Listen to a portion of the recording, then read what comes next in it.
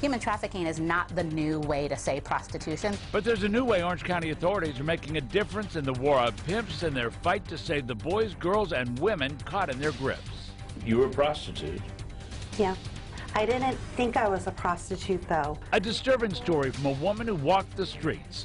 And why is Orange County a mecca for human traffickers bringing their girls from out of state to work here? Because it's seen, and rightly so, as an affluent county. At North Hollywood High School, computer whiz kids prepare for national competition in Baltimore. What was the secret of the success? Teamwork. The LA mayor's race. Who's running? Fox 11 News In Depth starts right now.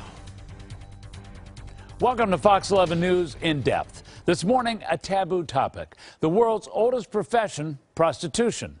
In parts of Nevada, it's legal. In California, it's a crime. And today, communities like Orange County are battling back against prostitution by viewing those forced onto the streets as victims, not as suspects. I'm a survivor of human trafficking. Wendy Barnes is a survivor of 13 years. 13 very dark years. I met him when I was 15 years old. He was only 16, so it's not like this older man. We were in high school together. And he paid attention to me, and he made me believe that, you know, he loved me and he cared about me, and we were going to live happily ever after together. Wendy and her boyfriend Greg would have a baby girl, then later a baby boy.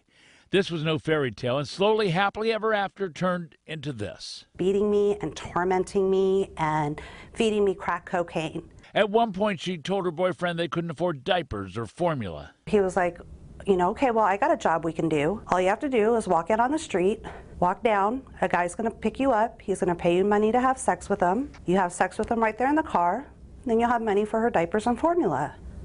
I was just like, how can I do that? He was like, well, don't you love her? Barnes says she was forced into the sex trade. You were a prostitute. Yeah. I didn't think I was a prostitute, though. Seriously, I know, isn't that crazy? I was doing this so that he'll love me. I did this so that he would see that I do love my children. I did this because I needed to do this to be able to get by. This is where Wendy's life changed into what police describe as not a prostitute, but a woman doing what she was forced to do because she was being turned into, quote, a modern-day slave, end quote. In other words, not a criminal, but a victim. I remember I was in the corner, just sitting there, just going, you know, how did I end up here? You know, where's my life going? But there's no hope. And I remember him coming up to me, and he had this real evil look in his eye. And he was like, are you ever gonna leave me? I'm like, no, Greg, no, I'll never leave you. He went and he got a Bible from the closet, put it in front of me, and said, put your hand on the Bible and swear to God you will never leave me. Greg, I swear to God, I'll never leave you. I'll never leave you. No. Swear to God on your child's life. You have to understand the mind control that he puts on you. You have to realize words are very powerful. This is not what everybody thinks is prostitution. This is human trafficking. Lita Mercado counsels prostitutes, victims, as she and Anaheim Police Sergeant Juan Reveles call them. The majority of sex workers out there, by far, are victims of pimping or human trafficking. Reveles heads up a 7-agency Orange County Human Trafficking Task Force. Law enforcement for decades has dropped the ball because we saw the problem as a prostitution problem. Human trafficking is not the new way to say prostitution. These are two totally separate things. These are women and girls and boys who are being forced, coerced, threatened, manipulated, physically abused, raped every night. These are victims. There's no other way to say that. So looking at a prostitute not as a criminal, but as a victim or a modern-day slave, changed the way authorities in Orange County are taking on the pimps. It turns out Orange County is the landing pad for many out-of-county and even out-of-state pimps and women. Because it's seen, and rightly so, as an affluent county. The quotas go up for these girls as they travel throughout the different counties because the money is here. It's the principle of supply and demand. Elizabeth Gegner's Freedom Ride, an annual West Coast bike ride aimed at raising funds to help survivors, is one of the agencies working with the task force to also help raise awareness. Through her bike ride, which runs from the OC to Bend, Oregon, she encourages prevention. That specific 1,800-mile route is because it's a pipeline for traffickers to bring their women, girls, and boys to Orange County. Our philosophy is that if you have so many kids that are being taken into this every year, and the statistic is that only 1% to 2% ever get out, and even when they get out, they go back in. It's really difficult to cut the ties.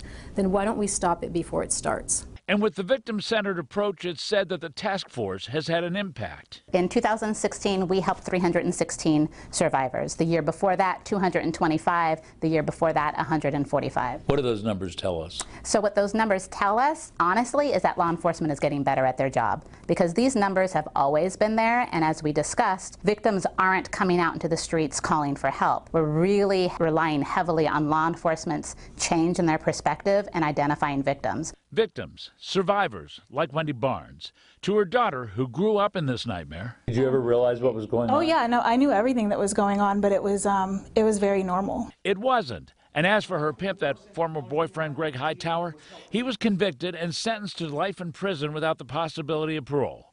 And Barnes has carved out a new life with a new book and the hope of helping women in the same situation as she. I really want more support for people who are coming out of that life, long-term programs, support, love. Dealing with the after effects of a life she says they really hate. Joining us at the round table is the head of the Orange County Human Trafficking Task Force, Anaheim Police Sergeant Juan Reveles, and also Orange County Deputy District Attorney Brian Clevesia, who prosecutes the task force cases. First of all, I want to ask you your reaction to Wendy's story.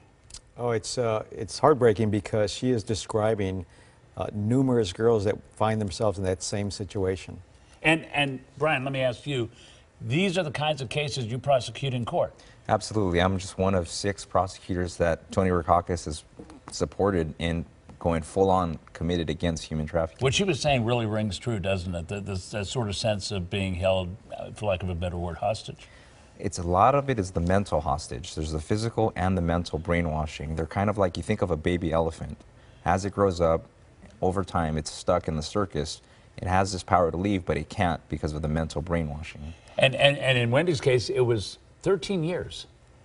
13 years, that's a long time. She described the situation that's the hardest ones for us to get across when we went across these victims. The boyfriend pimp is what we call them, when they are absolutely in love with them, especially if they have a child together. It is unbelievable that you see this trafficker treat her in such a way in her child when you know it's biologically dad, but he still goes out there and traffics her on the street. She came down here from Washington State.